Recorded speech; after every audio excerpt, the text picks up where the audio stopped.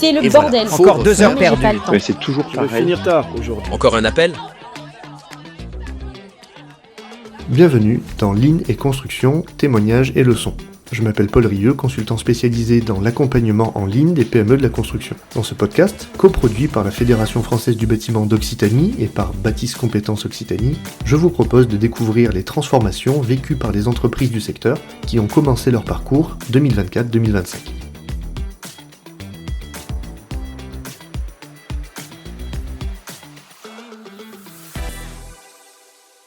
Et aujourd'hui, je suis avec Frédéric de AG Climat. Bonjour Frédéric.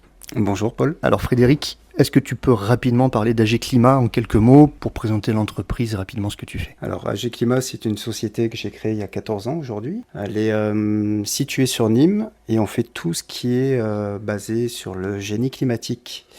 Donc le génie climatique, c'est les installations, la maintenance, le SAV sur la climatisation, les pompes à chaleur, les ballons thermodynamiques, VMC. On fait également, donc on est basé aussi sur l'énergie, donc les bornes de recharge électrique et photovoltaïque.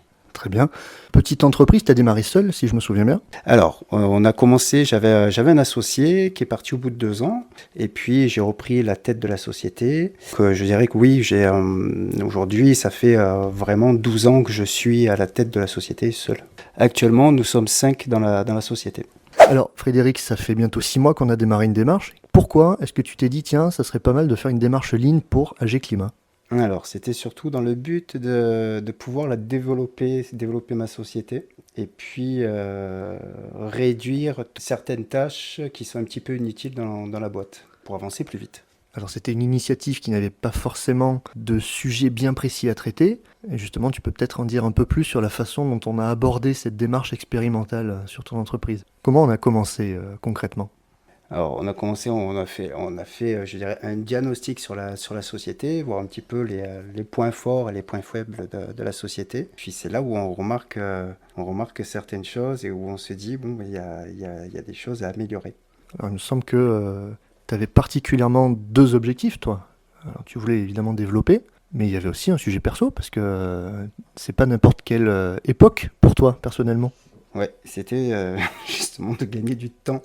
Oui, il y avait gagner du temps personnellement, avoir un peu plus de temps pour moi, parce que bon, je pense comme la plupart des chefs d'entreprise, on est souvent consacré dans sa société et on ne compte surtout pas les heures. Quand on a une vie de famille, et puis voilà, il y a des choses qu'on aimerait faire un peu plus à la maison et avoir du temps. D'autant plus que ta famille s'était agrandie, si je me souviens bien. C'est ça, ouais. Depuis justement 6 mois. Donc le lean est arrivé en même temps.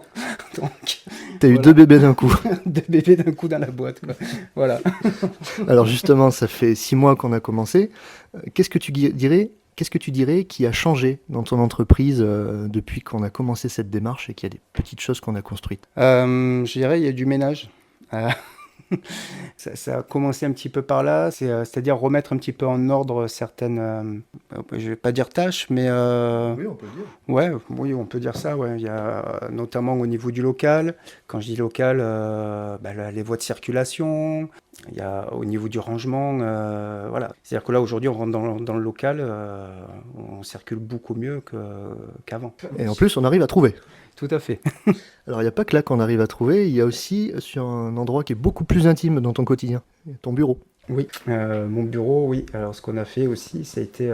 on peut parler du tableau. Bien sûr. Ouais, on peut parler du tableau. Je dirais, c'est le pense-bête pour libérer notre cerveau. Ça permet d'avoir une visu directement, en fait, sur des tâches. En gros, on se dit souvent, j'ai ça à faire, j'ai une idée, mais on va pas l'écrire, on la garde, et puis on continue, en fait, dans la tâche dans laquelle on était. Et là, au final, c'est vraiment un pense-bête, tout simplement, un post-it qu'on met sur un tableau et avec quand est-ce que je dois l'appliquer. Et ça aide parce que ça nous met une ligne de conduite de l'autre côté, on se perd moins.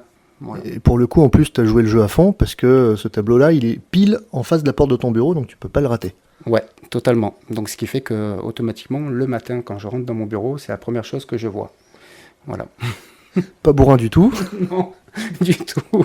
On se met directement dans le moule, on s'est dit ça y est, on va y aller. Alors il y a autre chose aussi qui a eu des résultats assez rapides, il me semble, c'est le délai pour renvoyer des devis. Ouais, tout à fait. Au niveau des devis, j'avais une démarche où j'étais quand même assez long. Et puis, c'est vrai qu'on a trouvé des points à améliorer. Et aujourd'hui, les devis sont envoyés beaucoup plus rapidement par rapport à avant. Ça fait quoi en kilos? En kilos... Non, mais quantitativement. Ben oui, je sais bien. En kilo papier ou... Ouais, aujourd'hui, oui, sous 2 jours, oui, j'arrive à les envoyer. Alors qu'avant, 2 semaines. Ouais. Ça, Et voire parfois plus. Ça, c'est une sacrée évolution. Ouais. Il y a quelque chose que tu as appris personnellement, toi, pendant cette démarche? Si on prend le Frédéric d'il y a 6 mois et qu'on le compare au Frédéric de maintenant, qu'est-ce qu'il y a de différent dans ta tête? Ben, y a des choses qui ont été libérées dans ma tête. C'est-à-dire que on a toujours une pression, on se dit j'ai ça à faire, j'ai ça à faire, j'ai ça à faire. Je reparle là, du tableau, hein, mais c'est peut-être, entre guillemets, on va dire que c'est bête, mais c'est pas que c'est bête, mais c'est un pense-bête, tout simplement. Et ça nous permet vraiment de libérer notre cerveau et de se sentir mieux, quoi. On est tout le temps dans le jus. Ouais, tout le temps, la tête dans le guidon. Voilà, la tête dans le guidon, c'est tout à fait ça, quoi. Dans le jus, et puis il y a des choses qu'on oublie, et c'est dommage, quoi. Alors que là, on les oublie pas. Ouais, parce qu'on les marque, et c'est pour ça qu'on les oublie pas. Chouette, c'est donc quelque chose qui fonctionne. C'est ta plus belle victoire, ça, ou c'est autre chose? Totalement. Justement, ça permet de pas s'éparpiller. Super. Qu'est-ce qui te motive dans cette démarche quand tu te dis ah tiens, encore une demi-journée que je vais passer à faire du lean alors que j'aurais peut-être pu faire des devis ou aller faire un rendez-vous commercial ou faire des factures. Est-ce que tu te dis tiens, chouette, on va faire du lean pour une raison particulière? Oui. C'est-à-dire qu'à chaque fois, je découvre des choses. Quand je dis je découvre. Dans la société, je ne vais pas dire qu'on ferme les yeux sur certains points, mais il y a des points qu'on sait. On est allé au bout, on a développé à chaque fois on va dire le thème, et puis c'est là où on se rend compte de certaines choses. C'est pas qu'on ferme les yeux dessus, mais ça nous permet de voir que... je peux prendre un exemple. Vas-y. Qu'on avait pris l'année dernière, justement, quand on avait fait le taux de transformation par rapport à mon chiffre d'affaires. Le temps que je passais à faire de la facturation, que je voyais que je faisais 86% de mon temps pour faire de la facturation à moins de 300 €. Voilà, c'était tout ce qui était maintenance, voilà, tous les entretiens. Je me disais, voilà, c'est quand même énergivore pour moi. Il y a d'autres axes, voilà, je peux améliorer certaines choses dans la société pour pouvoir m'améliorer. Oui, effectivement, et puis c'est un petit peu comme ça aussi qu'on a choisi de réaliser nos séances. C'est que le but de nos séances, c'est de faire le chien de chasse jusqu'à la fin, c'est-à-dire on mord et on lâche pas. Voilà, j'avoue. C'est vrai. Alors la démarche, elle dure encore quelques mois, puisque ça elle s'arrête en décembre 2025. C'est quoi les prochaines étapes chez AG Climat? Donc oui, la prochaine étape, ça sera que AG Climat soit beaucoup plus visible sur le territoire, que notre notoriété soit là, tout simplement. Alors sans vendre la mèche, il me semble que pour faire augmenter la notoriété, on a identifié 2 axes. Oui, la communication, des réseaux sociaux, une refonte aussi du site internet, et puis de l'autre côté, rentrer en partenariat avec certains acteurs que j'ai déjà actuellement, quoi. Donc quand je dis acteurs, c'est au niveau c'est pas des clients, c'est des partenaires, quoi. Ouais, des prescripteurs. Ouais. Prescripteurs, ouais. Ouais, de mémoire, on s'est rendu compte qu'il n'y avait pas de problème en fait au niveau de la production et de la productivité, parce que tes bonhommes ils étaient bons, ils respectaient les temps, et donc on n'avait pas de souci au niveau de ça. Par contre, derrière, il fallait faire rentrer du taf, et pour ça, il y a besoin évidemment d'être efficace au niveau commercial et au niveau des chantiers que nous amènent des partenaires. Voilà, c'est ça. Actuellement, comme je le disais tout à l'heure, on se retrouve seul dans la société, on fait tout. Un chef d'entreprise, il a plusieurs casquettes. Et c'est vrai que c'est compliqué, voilà, de faire du commerce, gérer sa société aussi. Voilà, il y a plein de choses. Et donc là aujourd'hui, c'est la prochaine étape, c'est justement que je puisse m'améliorer, que je puisse vraiment améliorer, mais surtout développer, quoi. Alors, est-ce que tu penses qu'une démarche comme ça, t'aurais pu la faire tout seul dans ton coin? Non, mais non, tu peux pas le faire tout seul. C'est pas possible. Trop la tête dans le guidon au four et au moulin? Non, mais après, Pour te dire, là, c'est pareil, j'ai un ami qui a une société qui est dans la plomberie, et je lui ai dit, et je vois comment il travaille, et je lui ai dit, écoute, il faudrait que je te fasse connaître quelqu'un, et je pense que ça t'aiderait vraiment à pouvoir t'améliorer sur ton quotidien dans ta boîte. Parce qu'il est pareil, il a la tête dans le guidon, et c'est vrai qu'on est tout le temps à fond, comme tu disais là tout à l'heure, et au final, là, ça nous permet de nous poser, de nous dire, voilà, allez, il y a ça comme sujet, on va le travailler, on va y aller, quoi. En tout cas, ça c'est peut-être une recrue qui pourrait être contactée par la Fédé de l'Occitanie et puis par Baptiste Compétences Occitanie. Tu penses que c'est une démarche qui ne serait pas pour qui ou qui serait pour qui? Parce que c'est peut-être pas pour tout le monde non plus de faire une démarche de ce genre-là. Je pense tout le monde a besoin à tout niveau. Moi, ma société, c'est une TPE. À mon avis, à tout niveau, on a besoin de, justement, de sortir la tête du guidon. Je me répète sur ce mot, mais c'est totalement ça, quoi. Mais c'est vrai. Je pense que tout le monde doit passer par là pour se rendre compte parfois, on a des choses qui sont un petit peu inutiles dans la boîte et voilà, il faut les supprimer. Et puis rebondir, quoi, tout simplement. Ouais, mais avancer, effectivement. Frédéric, merci de ta franchise. Est-ce que tu as un mot de la fin, peut-être, à préciser ou à ajouter? Je suis content de ce qui se passe dans ma boîte, quoi. Quand je dis je suis content de ce qui se passe dans ma boîte. Voilà, au niveau du lean, je vois il y a des axes d'amélioration, et ça, c'est très bien. Et tes salariés dans tout ça? Alors, mes salariés dans tout ça, ils se posent des questions. Au début, ils se disaient, mais... c'est qui cette personne qui va venir, C'est qui ce mec chelou? Voilà, donc ouais, mais c'est vrai. Et qui se gare en plein milieu du dépôt. Voilà.